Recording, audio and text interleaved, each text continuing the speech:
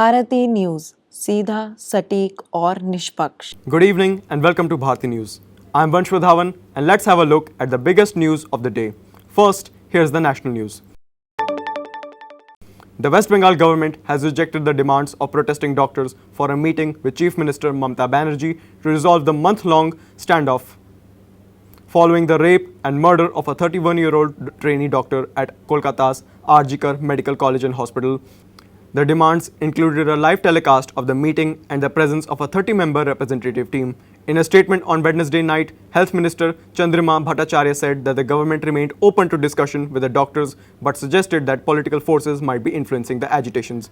The doctors, however, dismissed these claims as baseless and vowed to continue their protest until their demands were met.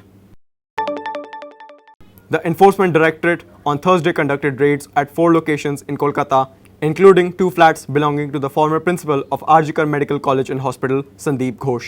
This is in connection with the alleged financial scam linked to the institution where the 31-year-old trainee doctor was raped and killed on August 9.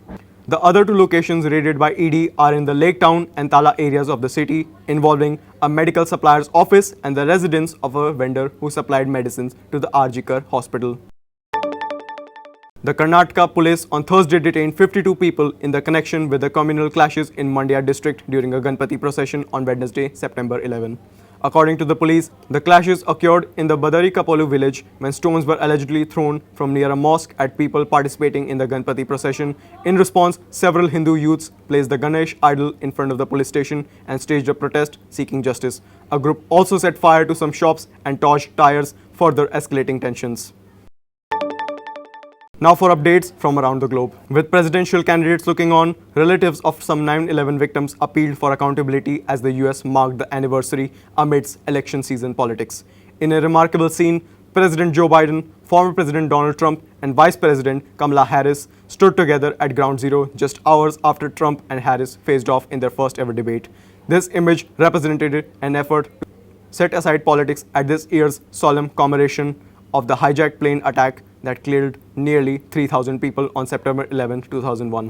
Some victims' families, after reading the names of those who lost, also delivered political messages of their own. Israeli airstrike across Gaza overnight and on Wednesday hit a UN-run school sheltering displaced Palestinian families along with 2 homes, killing at least 34 people, including 19 women and children, according to the hospital officials. A UN official reported that 6 staff members were also killed.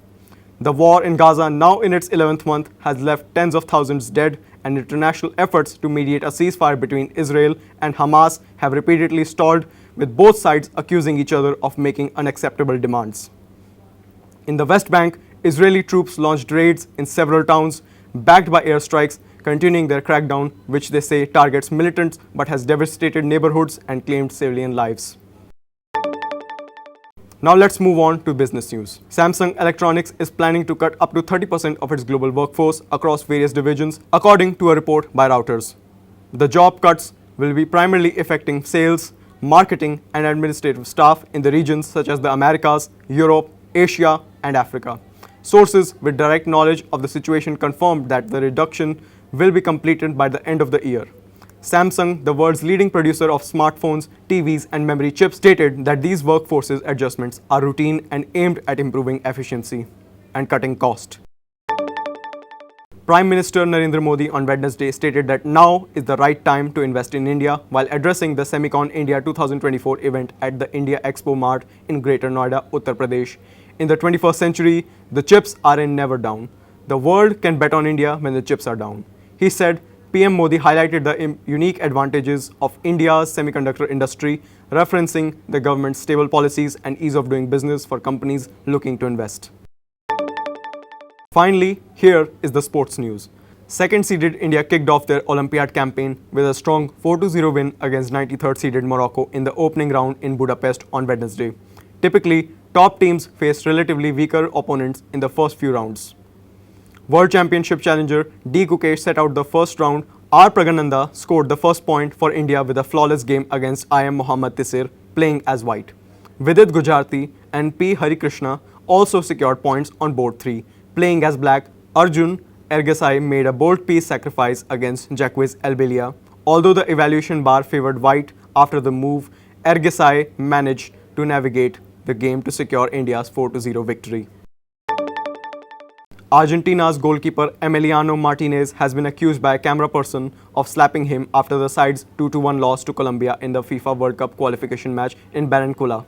Martinez was seen pushing away a camera person following the frustrating match where he faced constant boos from the Colombian crowd. Johnny Jackson, a cameraman for Caracol Television and RCN Deportes, later claimed that 32-year-old goalkeeper slapped him. Martinez was visibly frustrated at the end of the match, in which Argentina lost by a 2-1 score. Jackson stated that he pointed the camera at Martinez while he was shaking hands with another player when, out of the blue, he slapped me. I felt anger, I was angry, I was working just like he was, Jackson told RCN Deportes. That concludes our news bulletins for today. Thank you for joining us. Stay tuned to Bharati News for continuous coverage and more updates. Wishing you a good evening and a great night ahead.